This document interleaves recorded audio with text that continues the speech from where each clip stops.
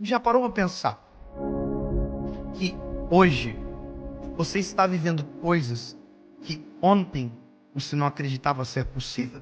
Quem disse que seria fácil? Jesus nunca disse que seria fácil, mas Ele deu uma promessa para nós: pode ser leve, porque eu vou trocar de fardo com você. Eu já troquei de lugar com você na cruz, então aquilo que você merecia receber, eu já recebi, e aquilo que eu merecia por parte do meu Pai, eu entreguei para vocês. Mas isso não significa que vai ser fácil, irmão. Se a gente perder tudo, mas não perder a fé, a gente não perdeu nada. Porque a fé é a chave que move o sobrenatural. A fé é aquilo que faz com que alguém que não tem nada aos olhos dos homens viva como alguém que já recebeu tudo aos olhos de Deus. Eu não me movo mais por aquilo que eu vejo, mas eu me movo por aquilo que eu creio. Se você se agarrar à fé que Deus depositou em você, nada vai ser impossível para você. Quem sabe não seja a hora de você crer no Deus que te respondeu hoje, quando ontem era impossível, e acreditar que amanhã Ele será presente na sua história e vai responder a sua oração. Uma palavra libera um destino. Uma palavra ressuscita mortos. As nossas decisões, elas têm impactos a curto, médio e longo prazo. Porque existem reflexos do que fazemos, repito, curto, médio e longo prazo. Coisas simples, sabe? Coisas que às vezes parecem ser até simples demais, mas que são importantes e que definem a nossa trajetória. A razão número 1 pela qual as pessoas não conseguem o que querem é não saberem o que querem.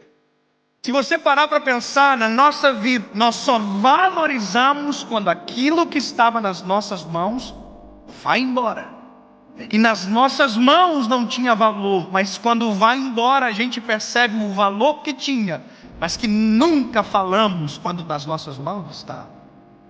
Nós não olhamos com um olhar sensível para aquilo que temos, para o que somos.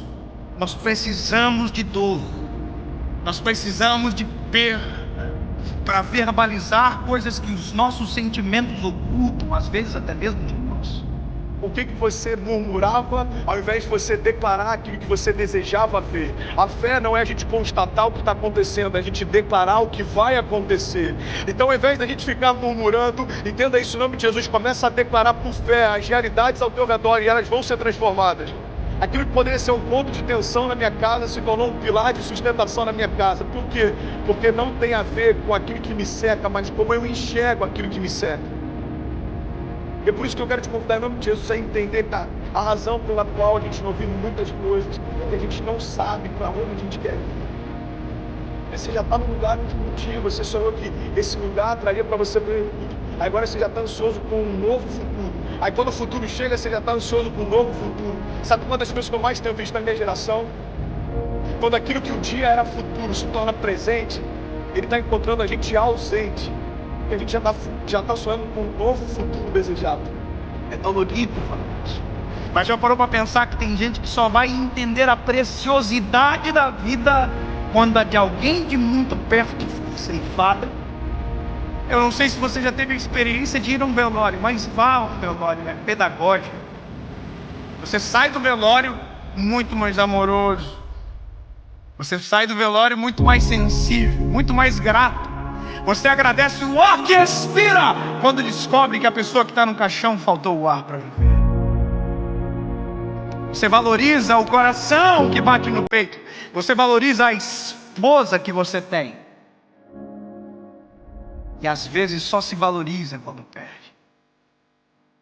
Você verbaliza, às vezes, palavras fora de hora. Vá a um velório onde alguém que perdeu o pai e que nunca disse que o amava, para você ver a dor que é. Ele abraça o caixão, ele grita, eu te amo! Mas essa palavra não surte mais nenhum efeito, que quem precisava ouvir não ouve mais. Porque tem coisas que só valem enquanto há tempo, fora de tempo não vale mais. O seu posicionamento define os seus limites. Sabe, isso está ligado à tua fé, isso está ligado à tua família, isso está ligado ao teu chamado. O teu posicionamento define os seus limites. Tem milagres que você está esperando que aconteçam, mas você não deu os primeiros passos de fé para que eles se realizem. Tem romper que você está esperando que se manifeste, mas você ainda não deu os primeiros passos de fé para que ele aconteça. Tem momentos, irmão, que a gente está clamando para que Deus mande a chuva, mas a gente nem preparou a terra ainda. E Deus está falando: ei, se eu mandar a chuva do jeito que os campos estão, eu vou destruir a tua plantação, eu não vou te abençoar com isso. É Deus falando: ei, se prepara para receber aquilo que eu quero derramar. Se prepara para receber aquilo que eu vou derramar sobre você. Você precisa se posicionar na direção do teu milagre. Nós não podemos deixar a nossa vida chegar a um momento onde as esperanças não existem mais, porque aquilo que era para ter sido um tempo, perdeu-se o tempo. Perder para valorizar. Nós não precisamos disso. Nós não precisamos, deixar ir embora para perceber a importância que tinha quando estava perto. Alguém que não é rei ainda, mas já se porta como tal, está preparado para assumir o trono. Você quer um exemplo claro? Deus unge Davi. Davi era improvável, Davi era desconhecido, Davi até para o seu pai e para os seus irmãos era invisível, mas a partir daquele dia, aos olhos de Deus, Davi estava no trono. Só que aos olhos dos homens, olha para mim em nome de Jesus, como demorou um período entre a unção de Davi e Davi assumir o reinado, aos olhos dos homens, os homens olhavam para o trono e viam Saul. Aos olhos de Deus, o trono estava vazio, irmão, porque o rei que era por direito ainda não havia se assentado lá. Ei, Deus está falando: tem tronos que você está olhando e parece que estão ocupados, aos meus olhos já foram esvaziados. Não se mova por aquilo que o homem vê.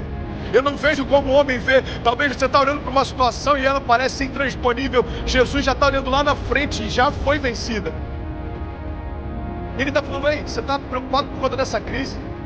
Eu conheço o teu futuro.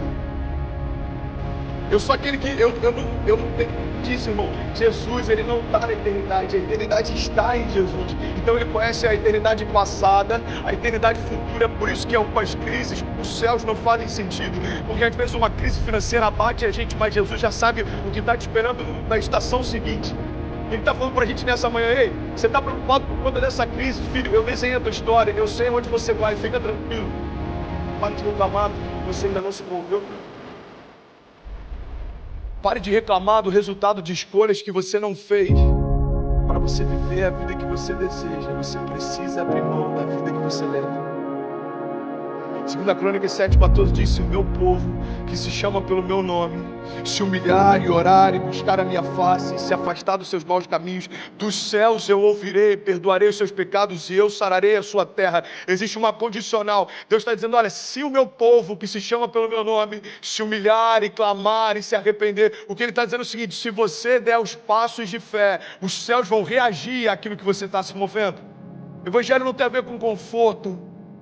O evangelho tem a ver com propósito. E é por isso que muitas vezes a conta não fecha.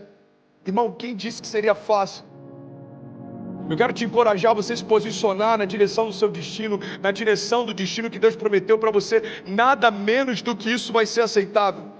Salmo 126, versículo 5 diz: aqueles que semeiam com lágrimas, com cantos de alegria colherão. Aquele que sai chorando enquanto semeia, voltará com cantos de alegria, trazendo seus feixes. Mas eu não posso fazer por você aquilo que só você pode fazer.